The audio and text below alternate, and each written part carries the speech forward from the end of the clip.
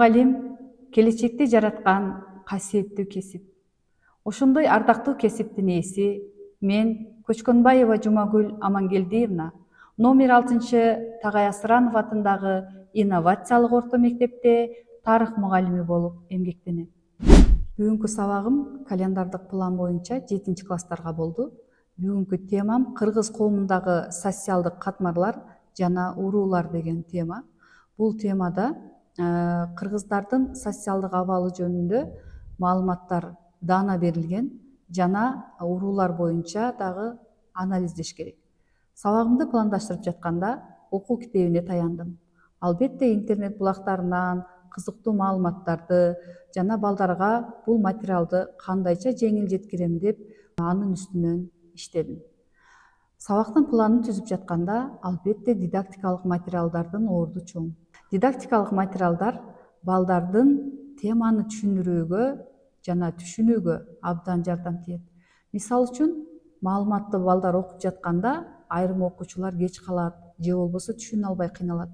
Ошон үчүн ар кандай таяныч сигналдар, сүрөттөр, макеттер, эскертилүүчү атайын плакатка жазылган жазуулар ар дайым болуш керек.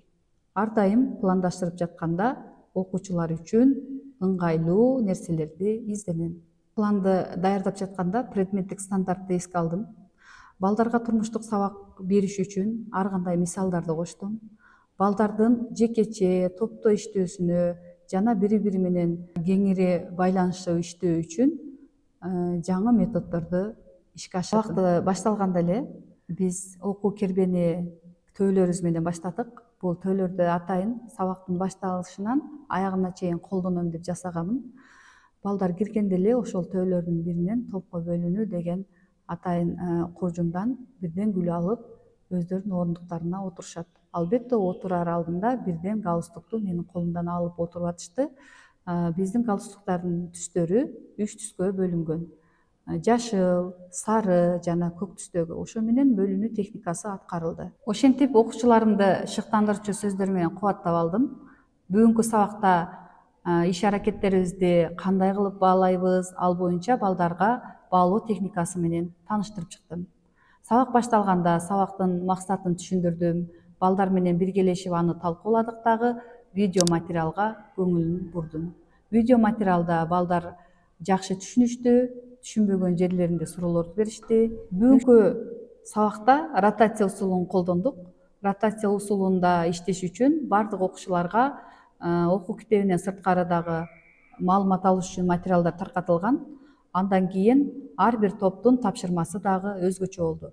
Биринчи топтуку постерге жайгаштыруу болгон болсо, экинчи топ болсо цитата комментарий менен иштеди. Ал эми үчүнчү топ болсо Вендин диаграммасы боюнча айырмалап жана окшоштуктарын табышты.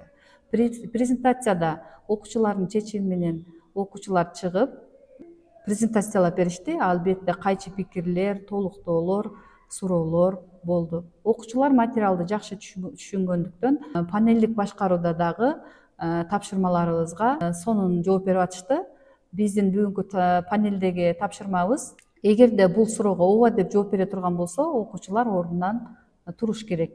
Эгерде жок деп жооп бере турган болсо, ошол эле абалында отурушат. Бул кыймылдуу оюн болгондугу үчүн балдарыбызга абдан жакты.